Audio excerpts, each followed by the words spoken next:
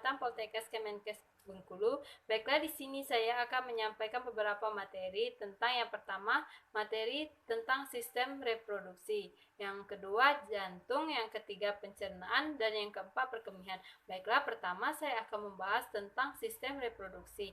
Nah, sistem reproduksi manusia bisa punya keturunan karena tubuhnya memiliki organ dan sistem reproduksi. Sayangnya masih banyak orang yang tidak tahu bagaimana bagian dan fungsi-fungsi dari sistem reproduksi tersebut. Nah, yang pertama kita akan mengenal sistem reproduksi wanita. Sistem reproduksi wanita memiliki beberapa bagian dengan fungsinya masing-masing. Berikut penjelasan sistem reproduksi wanita yang perlu Anda ketahui. Yang pertama, 1. Vagina. Nah, banyak orang mengira bahwa vagina bisa diamati dengan mata telanjang.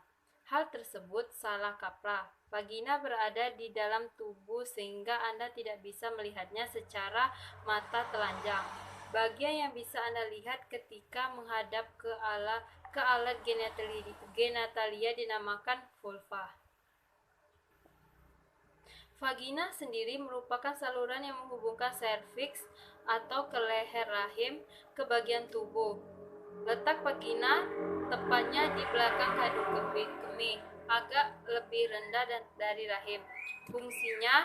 Fungsi organ satu ini adalah sebagai jalan lahir bayi saat persalinan, serta tempat keluarnya darah menstruasi. Vagina juga menjadi jalur akses sperma menuju rahim. Yang kedua, rahim atau uterus. Rahim adalah sebuah organ kecil yang berongga dan berbentuk seperti buah pir. Organ ini berada di antara kandung kemih dan dubur. Bagian bawah rahim merupakan sebuah saluran yang disebut leher rahim. Leher rahim ini menghubungkan vagina dengan rahim. Rahim memiliki banyak fungsi penting dalam proses reproduksi. Selama siklus menstruasi normal, lapisan rahim akan diselimuti dengan gumpalan darah yang menebal. Hal ini dilakukan sebagai upaya untuk mempersiapkan kehamilan. Apabila tidak ada pembuahan, maka gumpalan darah tersebut akan luruh dan keluar melalui vagina. Nah, proses luruhnya darah inilah yang disebut dengan menstruasi. Sebaliknya, jika terjadi pembuahan, maka rahim akan menjadi rumah bagi embrio untuk tumbuh dan berkembang sebelum akhirnya dilahirkan. Nah, yang ketiga, ovarium. Ovarium adalah kelenjar kecil berbentuk oval yang berada di sisi kanan dan kiri rongga panggul, tepatnya bersebelahan dengan bagian rahim atas. Ovarium ini berfungsi untuk menghasilkan sel telur dan hormon seks wanita seperti estrogen dan progesterone. Nah, yang keempat, tuba Fallopi. Tuba Fallopi adalah dua tabung panjang dan tipis yang membentang dari ujung kanan dan kiri pada bagian atas rahim ke ujung ovarium. Organ ini berfungsi sebagai saluran untuk sel telur atau ovum bergerak dari ovarium menuju rahim. Konsepsi alias pembuahan sel telur oleh sperma terjadi di saluran tuba Fallopi. Nantinya sel telur yang berhasil dibuahi di saluran tuba Fallopi akan bergerak menuju rahim. Nah, yang kelima, vulva. Vulva adalah bagian luar dari anatomi vagina yang bisa Anda lihat dengan mata telanjang. Bagian ini terdiri dari labia majora. Labia majora disebut juga sebagai bibir besar. Bagian ini mengandung banyak kelenjar keringat dan minyak. Setelah pubertas, labia majora akan ditutupi oleh rambut-rambut. Nah, yang kedua, labia minora. Labia minora disebut sebagai bibir kecil. Disebut demikian karena bagian ini berukuran sangat kecil, yaitu sekitar 5 cm. Labia minora berada di dalam labia majora dan mengelilingi lubang vagina dan uretra. Lubang tempat Anda buang air kecil. Jadi lubang tempat urin keluar dari tubuh berbeda dengan lubang keluarnya darah saat menstruasi.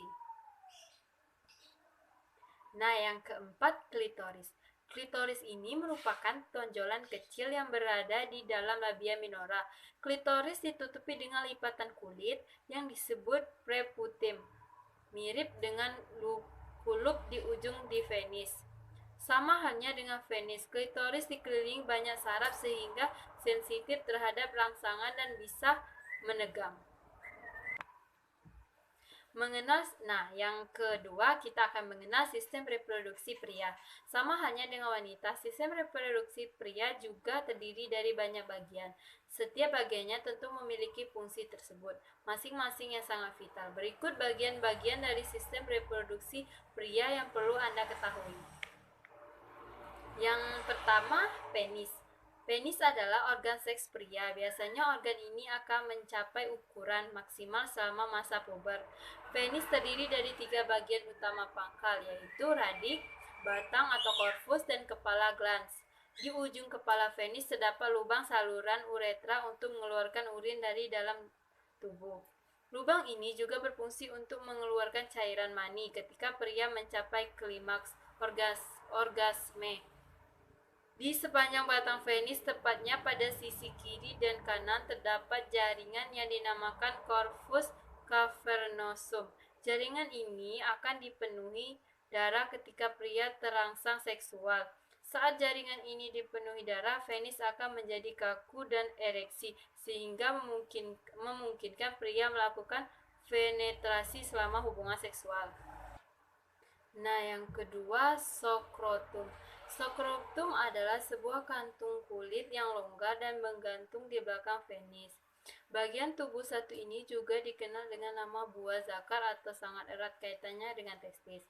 Selain berfungsi untuk membungkus testis, skrotum juga berperan untuk mendukung testis memproduksi sperma normal. Agar pria dapat menghasilkan sperma berkualitas, testis harus berada pada suhu yang tepat, yaitu sedikit lebih dingin ketimbang suhu tubuh. Yang ketiga adalah testis. Testis atau biasa disebut dengan sebagai buah zakar, pelir atau biji kemaluan adalah organ berbentuk oval. Organ ini berada di dalam kantung di sebelah kanan dan kiri bagian belakang penis.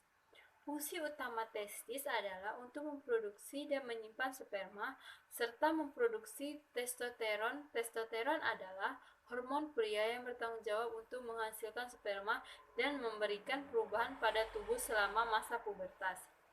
Biasanya testis pria akan mulai tumbuh sekitar umur 10-13 tahun loh. Ketika testis tumbuh, kulit di sekitar skrotum akan berwarna lebih gelap, menggantung ke bawah dan memiliki rambut. Ukuran testis setiap pria berbeda-beda, namun rata-rata testis memiliki ukuran panjang antara 5 sampai dengan 7 cm dengan lebar 2 sampai 5 cm. Cara merawat sistem reproduksi. Saya akan memberikan cara merawat sistem reproduksi manusia. Setelah mengetahui anatomi beserta fungsi dari sistem reproduksi manusia, Anda juga perlu memahami cara merawat organ satu ini. Mengingat sistem reproduksi manusia sangat sensitif sehingga perawatan yang dibutuhkan pun tak boleh sembarangan. Berikut panduan sederhana untuk merawat sistem reproduksi manusia. Yang pertama, setelah selesai urusan berkemih, pastikan penis dan vagina dibersihkan serta dikeringkan dengan baik dan menyeluruh. Hindari pemakaian bedah atau sabun wangi, gel, dan antiseptik karena ini akan dapat mempengaruhi keseimbangan yang sehat dan bakteri dan tingkat pH di dalam area genitalia yang akan menyebabkan iritasi.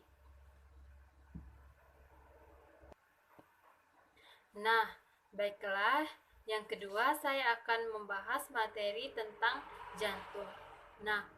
Jantung pada manusia, mamalia, dan burung, jantung dibagi menjadi 4 ruas.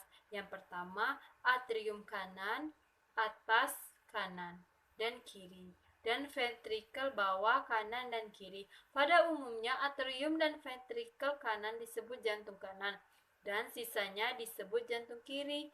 Ikan hanya memiliki 2 2 ruas, sebuah atrium dan sebuah ventricle, sementara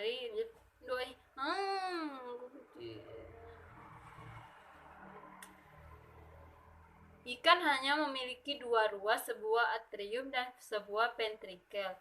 Sementara reptil memiliki 3 ruas. Pada jantung yang sehat, darah mengalir satu arah melalui pembuluh darah. Terdapat sebuah kandung pembungkus yang melindungi jantung, perikardium, yang juga mengandung sedikit cairan. Dinding jantung tersusun atas 3 lapisan. Yang pertama, epikardium, miokardium, dan endokardium. Jantung memompa darah melewati 2 sistem sirkulasi. Darah yang berasal dari sistem peredaran darah besar mengandung sedikit oksigen yang memasuki atrium kanan melalui vena cava superior dan inferior menuju ventrikel kanan. Dari sini darah dipompa menuju paru-paru, tempat darah memperoleh oksigen dan meninggalkan karbon dioksida. Darah yang sudah mengandung oksigen kembali menuju atrium kiri, melewati ventrikel kiri dan dipompa menuju seluruh tubuh melalui aorta di mana oksigen dipakai dan melalui metabolisme menjadi karbon dioksida. Ditambah lagi, darah juga membawa nutrisi dari hati menuju berbagai organ tubuh. Sementara membawa sesisa menuju hati dan ginjal. Normalnya, jumlah darah yang terpompa menuju paru-paru sama dengan jumlah yang terpompa ke seluruh tubuh. Pembuluh vena memompa darah menuju jantung dan membawa darah yang kaya karbon dioksida, kecuali vena pulmonaris dan vena pada sistem pencernaan arteri membawa darah. Baiklah, yang pertama kita akan membahas cara kerja jantung. Pada saat berdenyut, setiap ruang jantung mengendur dan darah masuk ke jantung disebut diastol. Selanjutnya, jantung berkontraksi dan memompa darah keluar dari jantung disebut itu sistol. Kedua, serambi berkontraksi dan berelaksasi secara bersamaan, dan kedua bilik juga mengendur, berkontraksi secara bersamaan. Darah yang sudah mengandung sedikit oksigen dan mengandung banyak karbon dioksida, atau disebut dengan darah kotor, dari seluruh tubuh mengalir melalui 2 vena terbesar, vena cava menuju ke dalam atrium kanan. Setelah atrium kanan terisi darah, ia akan mendorong darah ke dalam ventrikel kanan melalui katup tricuspidalis. Darah dari ventrikel kanan akan dipompa melalui katup pulmoner ke dalam arteri pulmonalis menuju ke paru-paru. Darah akan mengalir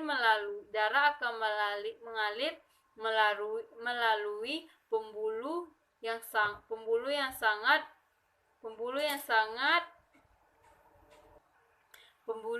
banyak. Yang kedua kita akan membahas permukaan jantung. Jantung adalah salah satu otot tunggal yang terdiri dari lapisan endotelium. Jantung terletak di dalam rongga torakik di balik tulang dada. Struktur jantung berbelok ke bawah dan sedikit ke arah kiri. Masanya kurang lebih dari 300 gram. Besarnya sebesar kepala tangan. Jantung hampir sepenuhnya diselubungi oleh paru-paru, tetapi tertutup oleh selaput ganda yang bernama perikardium yang tertempel pada diafragma. Lapisan pertama menempel sebagai erat kepada jantung, sedangkan yang ketiga kita akan membahas struktur jantung, struktur internal jantung. Secara internal atau dalam, jantung dipisahkan oleh sebuah lapisan otot menjadi 2 belah bagian. Dari atas ke bawah menjadi 2 pompa. Kedua pompa ini sejak lahir tidak pernah tersambung. Belahan ini terdiri dari 2 rongga yang dipisahkan oleh dinding jantung. Maka dapat disimpulkan bahwa jantung terdiri dari 4 rongga serambi, kanan dan kiri dan balik kanan dan kiri. Dinding serambi jauh lebih tipis dibandingkan dinding bilik karena bilik harus melawan gaya gratifikasi bumi untuk memompa dari bawah ke atas, dan memerlukan gaya yang lebih besar untuk mensuplai peredaran darah besar, khususnya pembuluh aorta untuk memompa ke seluruh bagian tubuh yang memiliki pembuluh darah. Nah, baiklah, selanjutnya saya akan membahas materi yang ketiga, yaitu sistem pencernaan manusia, organ dan kelenjar pencernaan. Nah, yang pertama, sistem pencernaan makanan dan minuman yang kita konsumsi akan dicerna melalui terlebih dahulu di dalam tubuh. Ada yang diserap oleh tubuh dan sisanya akan dikeluarkan kembali dari tubuh. Dalam proses tersebut melibatkan berbagai sistem atau alat pencernaan yang ada di dalam tubuh manusia. Kemudian mulut dan dari mulut hingga usus besar. Dikutip situs resmi Kementerian Pendidikan dan Kebudayaan, pada sistem pencernaan terdiri dari organ pencernaan dan kelenjar pencernaan. Organ pencernaan meliputi mulut, kerongkongan, lambung, usus halus, usus besar, dan anus. Sementara kelenjar pencernaan meliputi ludah, pankreas, hati, dan empedu. Nah, selanjutnya organ pencernaan. Dalam organ pencernaan ada beberapa sistem, yakni yang pertama mulut, kerongkongan, dan lambung.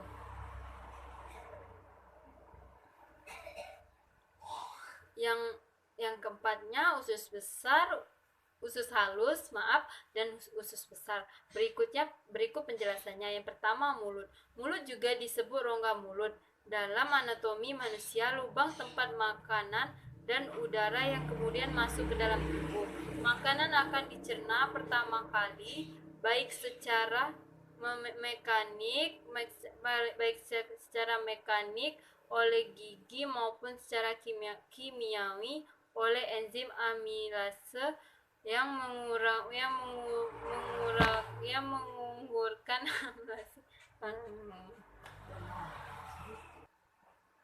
Yang kedua, kerongkongan. Makanan yang sudah dikunyah oleh gigi kemudian akan masuk ke kerongkongan melalui faring. Faring adalah daerah persimpangan saluran dari rongga mulut ke kerongkongan. Kerongkongan merupakan organ yang berperan sebagai tempat jalannya makanan menuju lambung. Tidak ada proses pencernaan makanan di kerongkongan. Kerongkongan itu relatif lurus dan cukup panjang, sekitar 2-5 cm, berbentuk tabung dengan diameter 2 cm. Nah, terus usus halus. Usus halus memiliki panjang sekitar 8,25 meter. Pada usus halus terdiri atas usus 12 jari, usus kosong, dan usus penyerapan. Di dalam usus tersebut, makanan akan kembali diproses dengan enzim pencernaan yang diproduksi pankreas, dinding usus halus, dan cairan empedu dari kantung empedu. Ketiga usus tersebut akan bekerja sama untuk menyelesaikan pencernaan makanan agar menjadi unit-unit kecil yang diserap ke dalam pembuluh darah usus.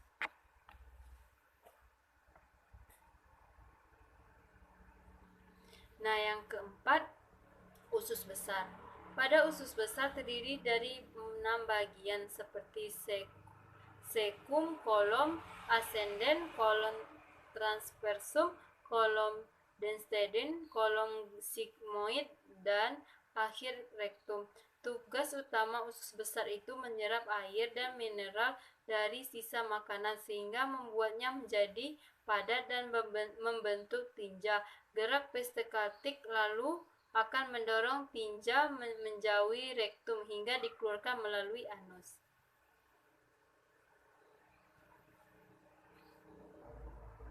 Nah, yang selanjutnya kelenjar pencernaan. Pada kelenjar pencernaan terdiri dari beberapa bagian, yakni yang pertama pankreas, yang kedua hati, yang ketiga kelenjar empedu.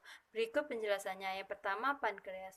Pankreas menghasilkan enzim pencernaan atau getah pankreas dan hormon insulin dan glukagon. Pankreas itu terletak di bagian belakang bawah lambung, kelenjarnya berwarna keputihan. Nah, yang kedua yaitu hati. Mau pernah nyampe ke hati ini.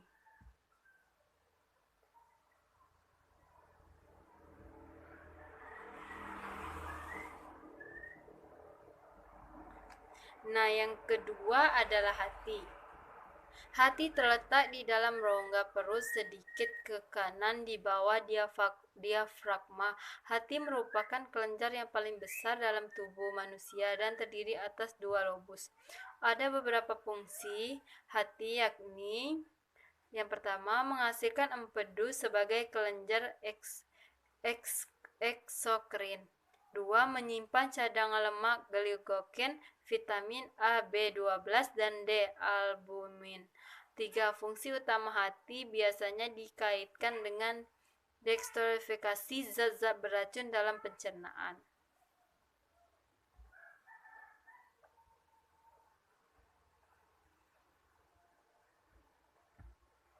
Nah, yang ketiga kelenjar empedu.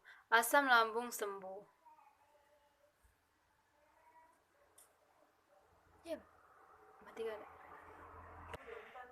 Nah, yang keempat, baiklah saya akan menjelaskan materi tentang sistem perkemihan. Nah, yang pertama, sistem urinari adalah sistem organ yang memproduksi atau menyimpan dan mengalirkan urin pada manusia. Sistem ini terdiri dari 2 ginjal dan uretra, kandung kemih dan uretra. Yang pertama, ginjal. Kedudukan ginjal di belakang dari cavum abdominalis, di belakang poritorium pada kedua sisi vertebra lumbalis, ia melekat langsung pada dinding abdomen. Manusia memiliki sepasang ginjal yang terletak di belakang perut atau abdomen.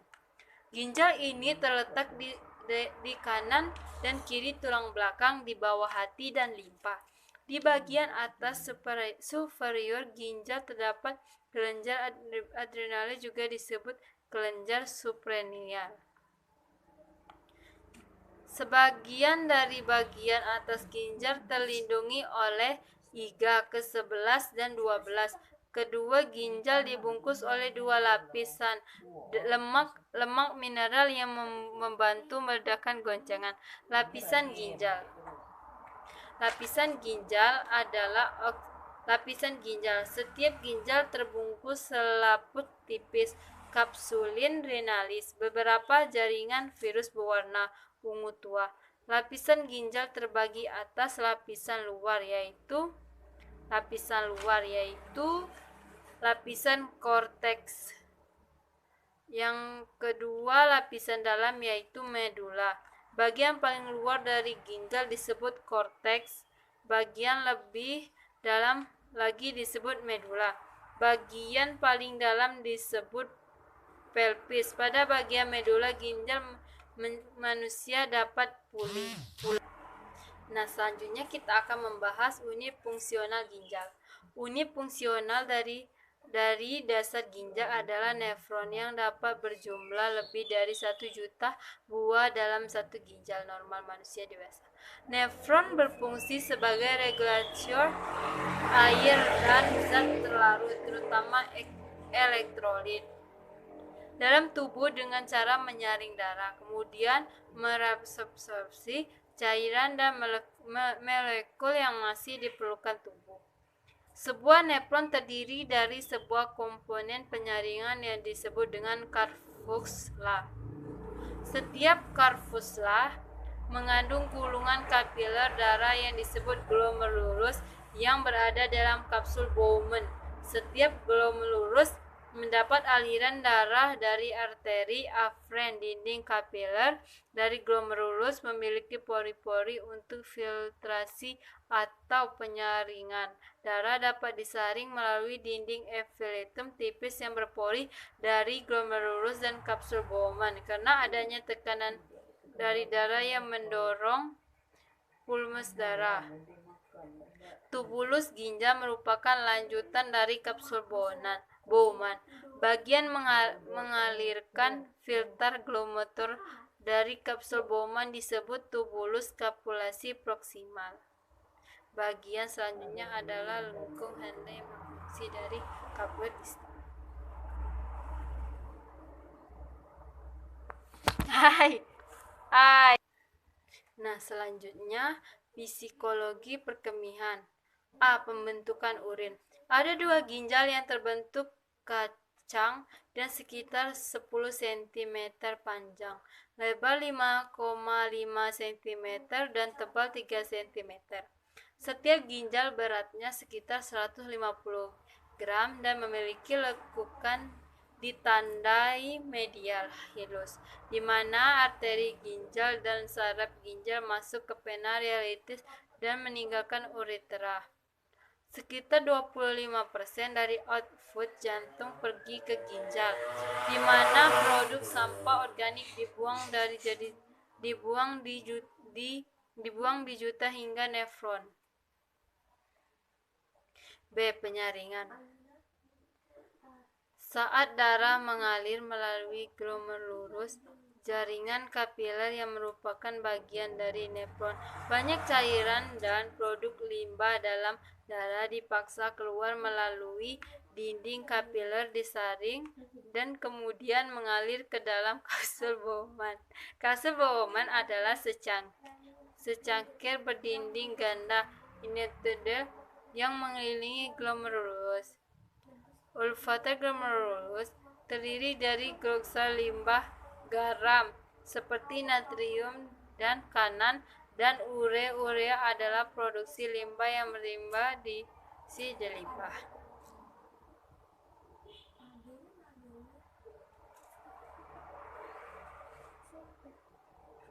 Nah, yang ketiga, penyerapan. Banyak filtrasi glomerulus, termasuk sebagian besar air, diserap ke dalam kapiler yang mengelilingi tubulus proksimal dan distal. Berbelit-belit lengkung Henle dan tubulus mengumpul semua gluksa akan diserap kecuali kadar gluksa, yaitu darah yang tinggi. D. Pengeluaran. Ini adalah tahap akhir pembentukan urin dan terjadi pada tubulus distal, dan pengumpul zat baik menyebar atau secara aktif diangkut keluar dari kapiler ke dalam tubulus mengumpul untuk dibuang ke dalam urin. Ion hidrogen, ion kalium, amonia, dan beberapa obat semua direkreasikan pada tahap ini, dan ginjal memainkan peran penting dalam menjaga keseimbangan asam basa dalam tubuh. Akhir komposisi urin. Komposisi terakhir dari urin adalah hasil dari penyaringan, penyerapan, dan sekresi oleh nefron. Ginjal menghasilkan rata-rata 1,5 liter air setiap hari. Ini sebagian besar terdiri dari air berwarna jernih dan memiliki gratifikasi spesifik 1,005 sampai dengan 1,030 urea. Asam urat, kreatinin, natrium klorida, dan ion kalium semua konstitumen normal urin. Darah, kation, dan gluksa tidak dan kehadiran mereka menghasilkan penyakit.